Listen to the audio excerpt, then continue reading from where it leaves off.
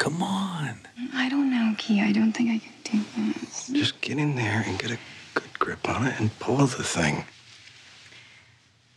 Will you please just go and see a dentist? No, Why not? Because the last time I went, it cost me $7 grand and my favorite bicuspid. Now climb on, get busy. Okay, I'm gonna start pulling. Shh. Yeah. I've got it. Uh-huh. 1, Fine. 2.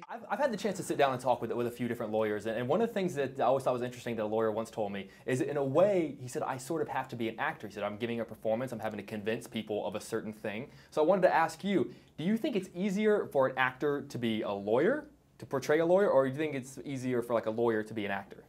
We have our lines actually choreographed for us before taking the stand, so I think I would have to go with the actor choice. Mm-hmm. But it is true. I mean, the great defense attorneys, if you watch them and study them, no doubt about it. I mean, they all have like a theatricality to them, sometimes more artificial than others. But there's an ease in front of their, their ability to work in front of an audience, and it's probably why it's always been used effectively in both films and television. Exactly. But this guy is as much of a mess as he is in his personal life. He's actually he's actually quite comfortable in that room. That's the only place.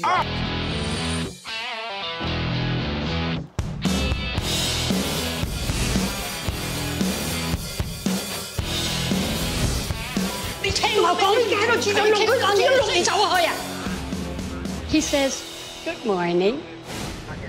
You watch football, Mr. Wu? You like it? You don't like football. Hello? Hey, listen to that Packers-Vikings game. What's the spread on that? Not again, man. One of the reasons I love your character so much is that he's sort of a little rough around the edges. I feel like he's sort of the kind of character that as an audience we've been gravitating towards lately. You look at Walter White from Breaking Bad and Don Draper from Mad Men. What does it say about us as an audience that over the past maybe 5-6 years that we're started to gravitate toward those rough around the edge sort of characters? I don't know. I mean, I mean, those are great movies that or shows that you're citing. I mean, I think generally they're gravitating towards good scripts and good material. I saw this Australian show, a year and a half ago, and the original, Rake.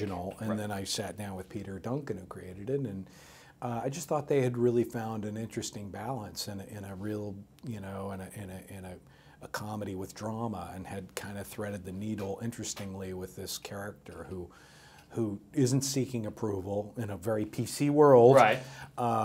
Crash and burn attitude, and at the same time, I really liked the characters that he was surrounded by. I felt like there was real interesting stories between each one of them, and I felt like that would be a good place to start with a show.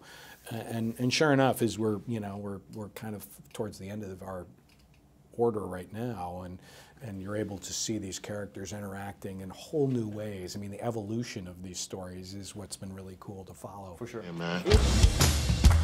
How much did you lose? $8,000. Don't worry, it's all in credit.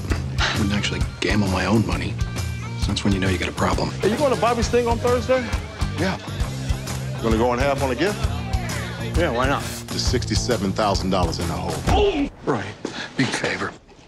I'm in an actual root canal here, so if you could just...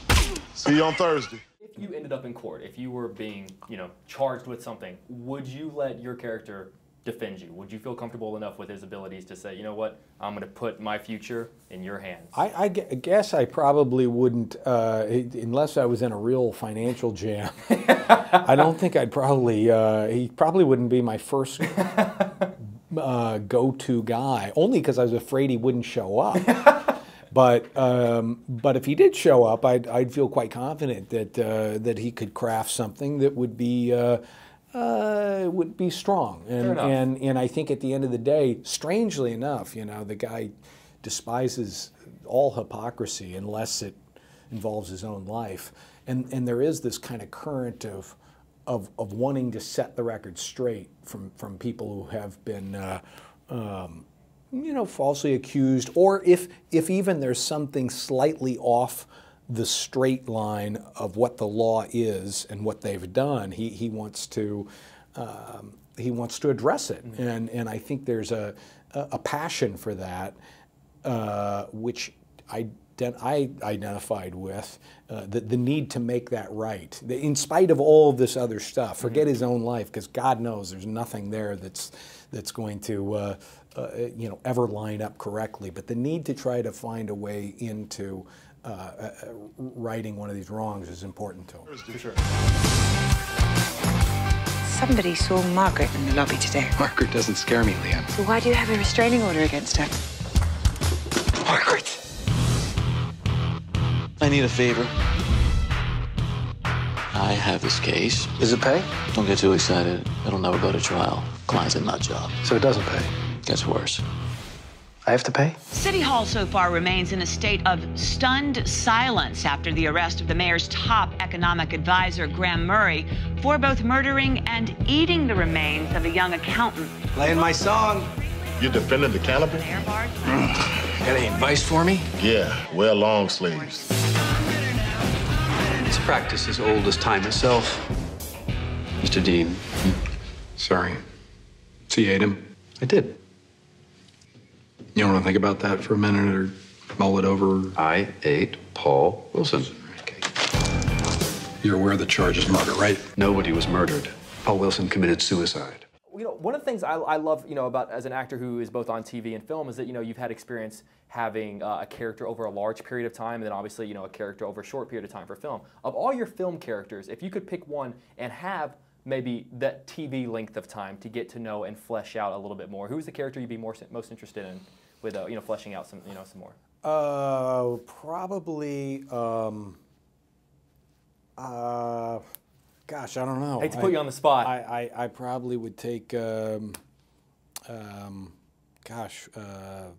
the character from Little Miss Sunshine. Oh, or something. yeah. He was searching for something great. I liked that attitude of the guy, where there's a similarity actually between that and Rake, in the sense that, no matter how many beatings he took, he kind of kept coming forward with a certain optimism, and I think that exists in Keegan Dean as well, and so that similarity is appealing. But I suppose he would be the one. I would tune in for that. Yeah, okay. I would love to see that. that. Well, we got one viewer. All right, an absolute honor. Thank you so much for sitting Thank down you with me. very Let much. us know when you come through Chicago. Okay, we're all thank big you. fans. Thank you Thank so you very much. much. Oh, I'm Thank tied you. in. All right, sorry about that. Committed suicide. I have another client. You gotta go. It's more common than you'd think. What is? Falling in love with a prostitute. She wouldn't just leave like that. Well, she did leave. She's gone. I'm 6 months behind on my alimony payment. My bookie sends a nice guy to beat the tar out of me every couple of weeks, and a woman who tried to stab me to death is apparently back in town house hunting, and the IRS is so far up my ass, it's just a matter of time before I go to jail. With a face like this, sweetheart, my dad's heart's gonna be awfully full. You got me down on the killing. Whatever else Graham Murray did is irrelevant, according to the law. You know this. It's why I'm gonna win the case. Oh, and apparently, it's true. We do taste like chicken. Everyone is talking, everybody tells me so. You give me a ride over here. You got a pizza for you. $18.50. What? Keep her in the cab.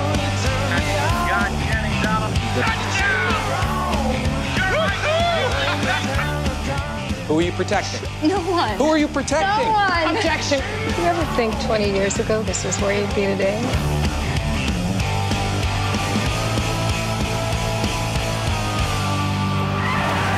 Margaret!